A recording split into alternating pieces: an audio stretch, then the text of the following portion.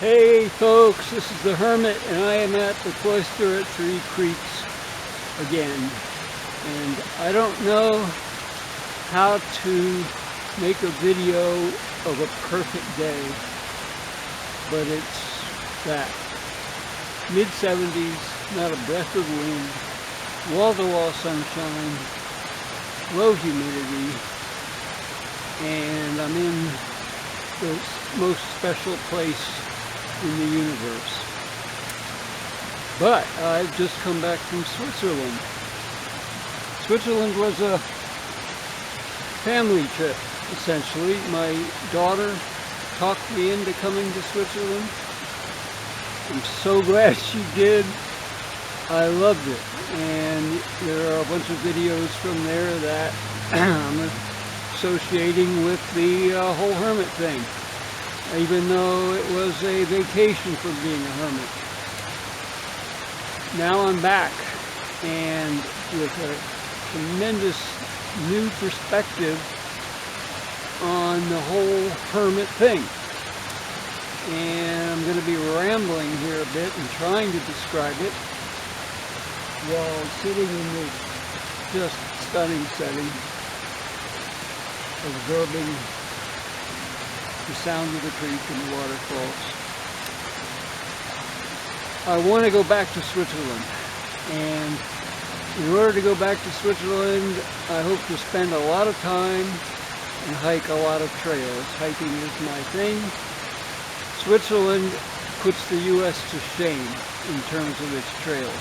It has 60,000 kilometers of continuous connected trails, mountain trails, what they call Wanderwegs, which are basically easy trails and more or less level, and then mountaineering trails where you're climbing rocks and maybe even technical.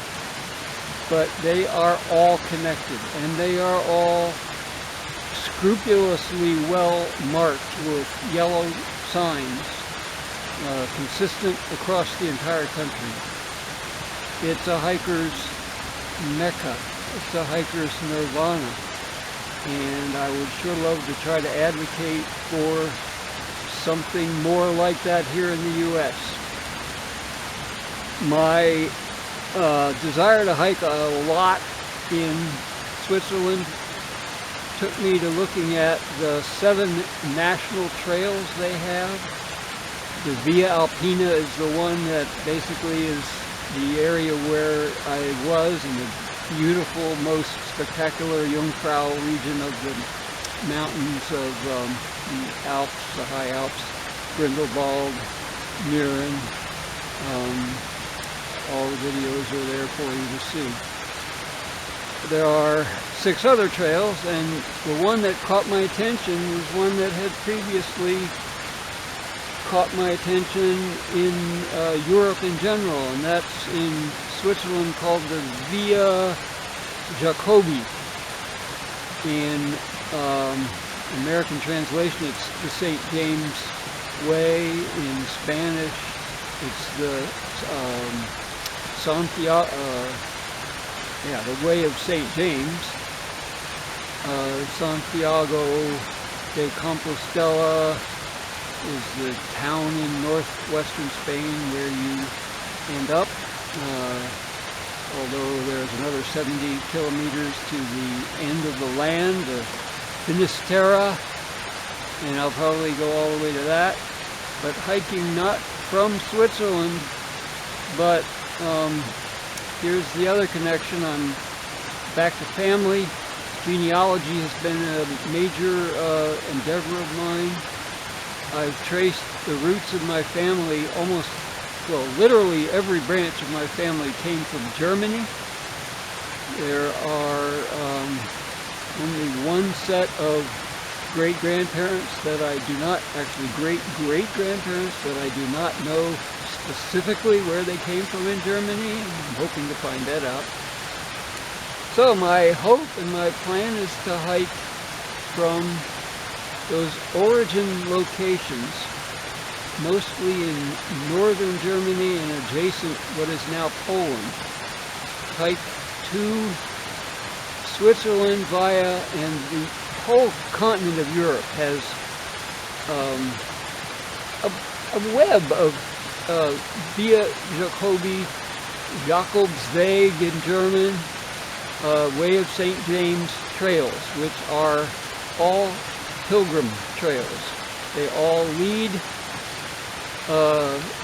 southwestward into France and then across northern Spain to the Santiago de Compostela church, where St. James the Apostle, St. James the Greater, because there was another James Apostle, but St. James was earlier called and was apparently a not more important, but a simply larger, taller person, so they call him the Great or the Greater. He is supposedly buried, his remains in Santiago de Compostela. It may not be true that he is. Doesn't matter. It's what people believe and the significance they put on it. Now, my pilgrim quest, going from being a hermit to a pilgrim, is really a very small step. And in fact, in some ways, I'm a pilgrim in a location, not moving from one place to another here in the Cloister at Three Creeks. But a pilgrim has a spiritual quest, and my spiritual quest is really unusual, and explaining it may be painful, not for me, because I accept it. But the Catholic Church has a doctrine called, or a thing called mortal sin, where if you commit a mortal sin, you are separated from God permanently. And I think irrevocably, although I think they also have ways of, a living person can always repent and confess, and actually these pilgrimages provide what are called indulgences, which give you a little bit of extra help in your spiritual cleansing. Anyhow, what happens if a person throughout their lives has left the door open, kept an open mind, remained alert for a message from, a signal from God, and never got one? Well, I got one, and we'll talk about that in a while. It's about 15 years ago, and I'm not even sure about it. But other than that, and that was a strange little comment that didn't say, didn't tell me to do anything directly. So, my quest is to ask, to find what purpose God could have for a person who lives from birth completely separated from Him. Is there a purpose that God can have for such a person on earth? As an example, as a as what? Is it possible for a person such as myself, who I'm an agnostic, I've never rejected God. I came close when I was a teenager and, sort of claimed to be an atheist, but that was a phase and it went away. But I've always listened for God and never, I've always had the door open and He's never come in. Does He, God, assuming it's a He, could be a she, have a purpose, a mission for such people? If so, what is it? How do we fit in to the scheme God's plan, which I'm assuming God being omnipotent, omnipresent, being all, controlling all, God's plan includes everyone. So where do I fit? That's one thing.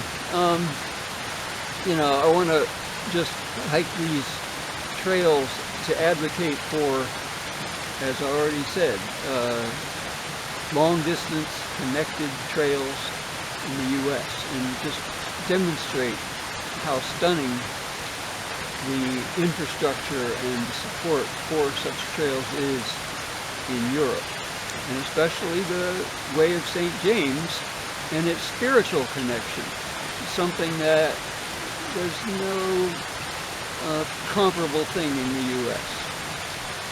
Okay, that was sort of point one. Back to where we are, and down there you can see St. Francis of Assisi. I made this commitment to become a hermit and seek a place like this. This is just perfect. I bought it, and it was only after I bought it that I discovered that statue of St. Francis sitting face down in the creek, completely abandoned for at least 15 or 20 years based on the wear on its concrete surface and the moss that's growing on its back, and you've seen that video too. There are also two statues of St. Mary and two more of St. Francis that are located around this property. I didn't know about them at all, and yet there they are. St. Francis is the patron saint of the ecology of the natural environment. Just fits so perfectly. When St. Francis was a young monk, he was praying at a church called St. Mary of the Angels. It was in Porziuncola, Italy, which is about 4 miles from Assisi, which is where St. Francis is from, the area of Assisi. And he had a vision in which Jesus on the cross told him, "Rebuild my church." And he took it to mean this little 5-meter by 12-meter sized little tiny church. It was in bad repair. Jesus said, "Rebuild my church." He physically, literally rebuilt that church. Back to the one contact I've had with something that seems supernatural, completely unheralded. I was sitting at my desk, and kind of behind me and to the left I heard a voice. To the right I heard a voice, and it said, "I need a house." This was out of the blue. I had nothing to do with anything that was on my mind or anything. It was almost aloud, and I could almost hear it physically, but it was in my head, and it just said, "I need a house." I took that to be a request from the supreme deity, whoever it is. At the time, I was pursuing in my fictional world that I wrote a science fiction novel. I called the deity Tao, which is a French word for channel, the right channel toward the truth. And Tao is female, D-A-L-L-E. Tao is a female god, and I took it at that point to be word from Tao, but whoever the supreme being is, or whatever one calls him or her or it, this message was to me from that supernatural being. And it connects so well with what Saint Francis heard. So the little chapel at Porziuncula, or Portioncola, depending on how you want to pronounce it, is another pilgrimage site. You walk to that and you are given by the Catholic Church an indulgence, which is a sort of help toward relief of your sinfulness if you follow the rules that you need to follow to get to the indulgence, which is confess, pray for the Pope, and separate yourself from sin as much as you can. I never have felt very burdened by sin. Some people are desperate to find the Almighty. I've never been desperate to find the Almighty. On the other hand, I've never been willing to reject the possibility of the Almighty. So, the quest is, I'm going to hike to the Santiago de Compostela first, and on a subsequent or additional pilgrimage I'm going to go to Assisi, and I may even hope, I would love to be able to connect to the United States and to my continuous trail that I've hiked here in the United States by means of non-motorized sailboat travel. We'll see about that. May not be important, but I am connecting my family roots in Germany with the end of the land in northwestern Spain. Finisterra is what the Romans called it. Literally, end of the land, end of the world.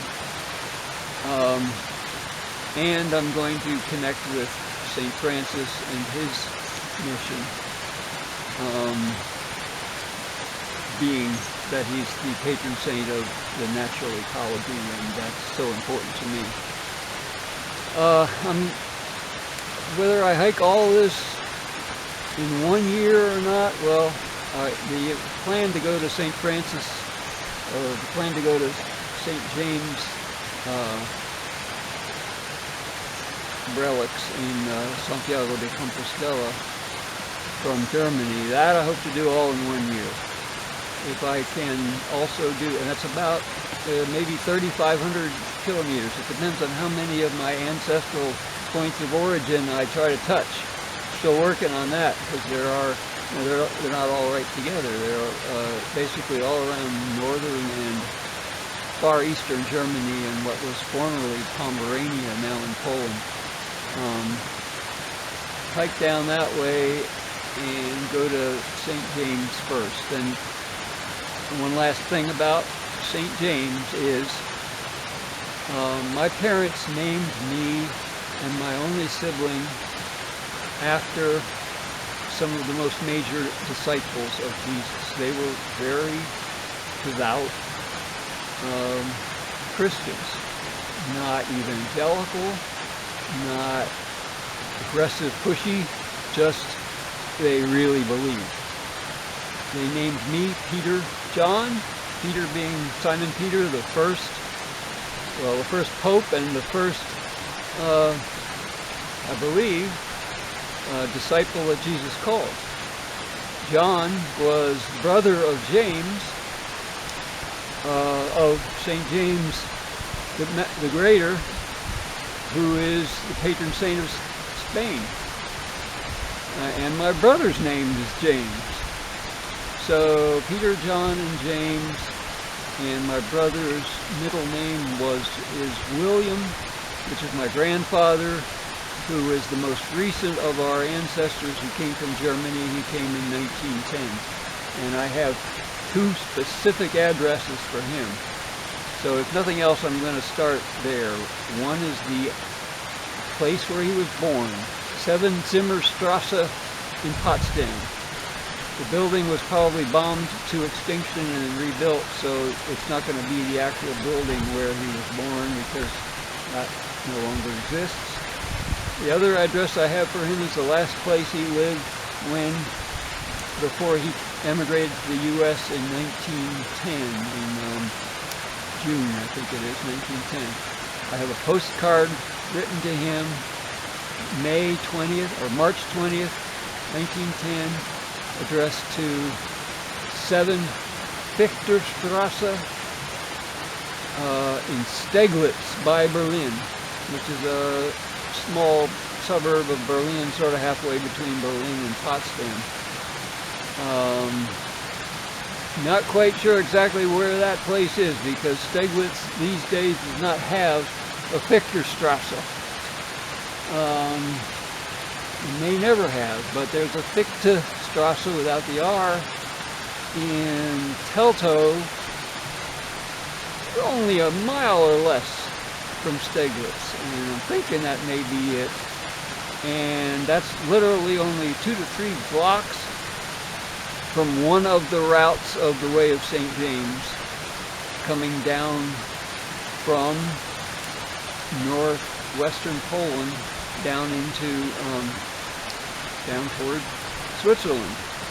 So that's the trail I'm going to start on, and I may connect up with other ancestors' origin points too. Details TBD. This has been the longest video I've ever recorded. I think I actually managed to say in some coherent manner everything I intended to say, which I never thought I'd be able to do. We'll see. I may have left out stuff or maybe disorganized too much to understand well. But here we are back at the Cloister at Three Creeks with new enthusiasm, new vision, new inspiration, yet basically the same core calling. A spiritual quest, not just stationary here at the Cloister at Three Creeks, but including a pilgrimage on the world's best hiking trail system, the Way of St. James. It is stunning. I don't know what the total distance of all the routes are, but I can post a map and a link, and you can see it's absolutely astounding, well-supported trail system.